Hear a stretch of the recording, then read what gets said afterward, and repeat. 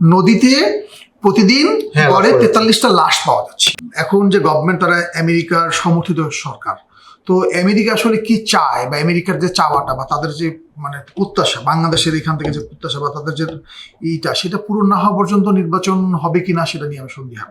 ঠিক আছে, ওকে, আপনি যদি মনে হয় যে আপনার ক্ষমতা আছে, আপনি ফ্যাসিস্ট আচরণ করবেন, নিষিদ্ধ করে দেন, কোনো সমস্যা নেই। কারণ আপনি জাতীয় পার্টির অফিসে আগুন দিয়ে পোড়াবেন, জাতীয় পার্টিতে হামলা করবেন, মানুষকে পিটাবেন, এটা কেমন ধরনের আচরণ? পাবলিকলি বললেন আমাদের আইন উপদেষ্টা আসিফ নজরুল, এই সরকারের বড় দুটো ব্যর্থতার মধ্যে একটা হচ্ছে যে মব নিয়ন্ত্রণ করতে পারিনি।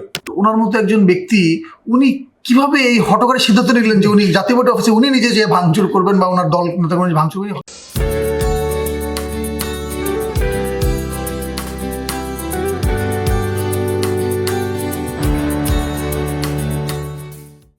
প্রিয় দর্শক, আপনারা দেখছেন আমার বাংলার নিয়মিত আয়োজন কথা সামান্যই।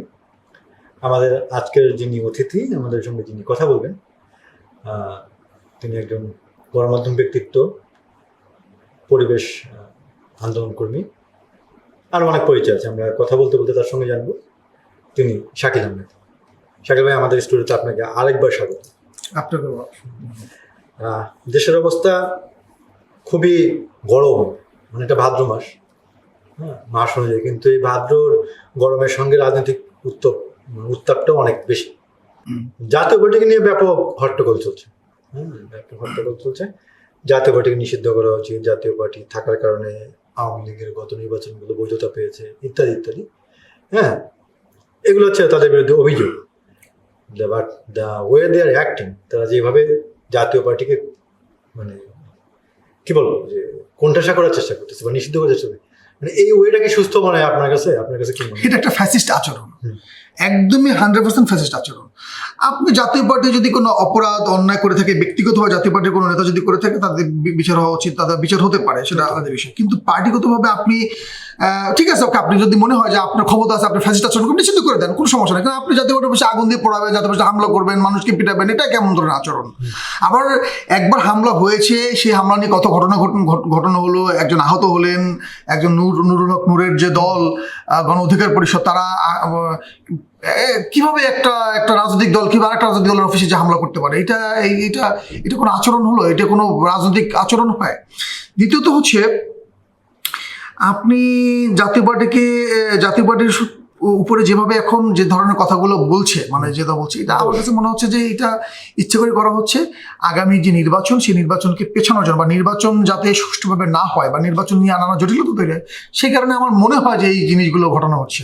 কারণ হলে একটা জাতীয় পার্টির মতো একটা দলকে আপনি তার অফিসে হামলা করবেন, ভাঙচুর করবেন, অগ্নিসংযোগ করবেন, ঘোষণা দিয়ে যাবেন, তারপরে একবার ঘটনা ঘটছে, তারপর আবার ঘটতে দিয়েছে সরকার, সেটা খুবই অন্যায় করছে। এই সরকার একদমই ফ্যাসিস্ট আচরণ করছে। এটা কোনোভাবেই সরকারের এই ধরনের ফ্যাসিস্ট আচরণ করা উচিত না। এবং এই বিষয়টা যেমন কি বলে পাবলিকলি বললেন আমাদের আইন উপদেষ্টা আসিফ নজরুল, এই সরকারের বড় দুটো ব্যর্থতার মধ্যে একটা হচ্ছে যে মব নিয়ন্ত্রণ করতে পারিনি। তো আসলে সরকার একজন ঘোষণা দিয়ে যাচ্ছে, ওই কার্যালয়টা রক্ষা করা কি সরকারের জন্য খুব বেশি চ্যালেঞ্জিং? মানে সরকার পারতেছে না কেন? আপনার কি মনে হয়? আমি বিষয়টা ক্লিয়ার করি। সরকার চাইছে ভিতর থেকে এটা ঘটনা ঘটুক, সেজন্য পারছে না সরকার। সরকার চাইলে পারবে না এমন কোনো ঘটনা তো নাই। এমন তো না যে এখানে হচ্ছে যে একটা গণবিক্ষোভ বা হচ্ছে, এরকম কিছু না। তো কিছু মানুষ তারা এরকম করে তাদেরকে করে তাদের ওখানে আক্রমণ করলো। সরকার চাইলে না ঠেকাতে পারত, সরকার চায় না। সরকার চাইছে ঘটনাগুলো ঘটুক, সেখান থেকে তার যে সুবিধা, সেখান থেকে তার যে সেটা নেওয়ার হয়তো ট্রাই করছে। আমার এটাই সহজ হিসাব। এবং মবকে নিয়ন্ত্রণ করতে পারছে না, এটা কোনো এই কথা না। এরকম ঘটনা তো ঘটছে। একটা মব হচ্ছে, মানুষ মারা যাচ্ছে, আরেকজনকে ওই যে সরকারের একজন ভদ্রলোক, উনি আমাদের মানে প্রধান উপদেষ্টার প্রেস সেক্রেটারি, প্রেস সচিব, উনি বলছেন যে এটা প্রেশার গ্রুপ। মানে এইটা কোনো কথা? আপনি আসলেই ধারণা নাই। কারণ আপনি একটা মব সন্ত্রাস হচ্ছে, মানুষকে হত্যা হচ্ছে, মানুষ মারা যাচ্ছে সারা দেশে, আপনি সেটাকে প্রেশার গ্রুপ বলে আপনি তাদেরকে মানে বৈধ করার চেষ্টা করছেন। এটা এক ধরনের অপরাধ। এটা শুধুমাত্রই না, এটা এক ধরনের অপরাধও বটে। একটা বিষয় হচ্ছে যে আপনি একটু আগে ভিপি নূরের কথা বললেন, যেমন গণ অধিকার পরিষদের নেতা বা প্রধান ব্যক্তি, সে হচ্ছে পিটুনিতে পড়ে বেশ অবস্থা খারাপ। তো রাশেদ চৌধুরী বারবারই আমাদের সেনাবাহিনীর ব্যর্থতা এখানে দেখতে পাচ্ছেন। সেনাবাহিনী এখানে ভূমিকা রাখে না, সেনাবাহিনী দাঁড়ায় ছিল, ইত্যাদি ইত্যাদি। তো আসলে এর অভিযোগের প্রেক্ষিতে আসলে মানে আমাদের কি ভাবা উচিত, মানে এই বিষয়টা কিভাবে দেখেন আপনি? আমি আসলে যেটা বলি যে নূরের মতো একজন ঢাকা বিশ্ববিদ্যালয়ের ভিপি ছিলেন উনি, দীর্ঘদিন ধরে রাজপথে আছেন, হ্যাঁ। তো ওনার মতো একজন ব্যক্তি উনি কিভাবে এই হঠকারী সিদ্ধান্ত নিলেন যে উনি জাতীয় পার্টি অফিসে উনি নিজে যে ভাঙচুর করবেন বা ওনার দল নেতাকর্মী ভাঙচুর করবেন, হ্যাঁ, এটা তো একটা হঠকারী সিদ্ধান্ত ছিল ওনার। এবং এই ধরনের সিদ্ধান্ত ওনার যে রাজনৈতিক অপরিপক্কতা সেটাই প্রকাশ পেয়েছে। সো এইখানে আর্মির বিষয়টা কেন আসবে? আর্মি কি করবে না, আর্মি তো আর্মির কাজই করবে, সেটা তো জিজ্ঞেস করতে একটা হট্টগোল জিজ্ঞেস করে পেটানোর সুযোগ নেই আসলে, যে আপনি তুমি কোনটা করো, তুমি কি আগুন দিতে আসছো নাকি তুমি বাঁচাতে আসছো, সেটা তো সুযোগ সেনাবাহিনী দোষারোপ করে তো আসলে এটা অর্থহীন ব্যাপার, আসলে একটা বিষয়ে গোলা করার চেষ্টা করা। মানে বিষয়টা মানে টোটাল ঘটনাটা খুবই দুঃখজনক, মানে আক্রমণ করা তারপরে পিটানো খাওয়া সবকিছুই তো দুঃখজনক। এরকম ঘটনা ঘটা আসলে উচিত না। এবং যারা রাষ্ট্রীয়ভাবে ক্ষমতায় আছেন তাদের উচিত এ ধরনের ঘটনা আগামী ঘটতে না দেওয়া, সবচেয়ে জরুরি। আরেকটা বিষয় হচ্ছে ডেডলাইন ঘোষণা করা হয়েছে নির্বাচনের, বহুল প্রতীক্ষিত নির্বাচন। তো সেই নির্বাচন হচ্ছে ফেব্রুয়ারির প্রথমার্ধে নির্বাচন। তো সেক্ষেত্রে আসলে এখনো পর্যন্ত আমাদের সামনে দলগুলো আছে এবং জোট ক্লিয়ার না। সেক্ষেত্রে আপনার কি মনে হয় আগামী ইলেকশনের ডিজার্ভ ক্যান্ডিডেটকে আগামী ক্ষমতায় আসার ক্ষেত্রে আগায় থাকার বিষয়টা কার মধ্যে এখন পর্যন্ত আছে? মানুষ কাকে গ্রহণ করতে পারে? আপনার ওপিনিয়নটা, আপনার দৃষ্টিকোণ থেকে। এটা খুব মুশকিল, কারণ মানে এমনভাবে কনক্লুশন আসা মুশকিল। আমি শুধু এইটুকু বলতে চাই, এখানে আসলে নির্বাচন এখন যে গভর্নমেন্ট, মানে এখন যে ক্ষমতায় যে গভর্নমেন্ট আছেন, মানে যারা আসলে নিজেদেরকে সরকার বলছেন, তারা যে ক্ষমতায় পরিচালনা করছেন, তারা অধিকাংশই ম্যাক্সিমামই যারা আছেন তারা সবাই অধিকাংশই বিদেশি নাগরিক। মানে বিদেশি বলতে চাই তার দ্বৈত নাগরিক, বিভিন্ন দেশের নাগরিক আছেন।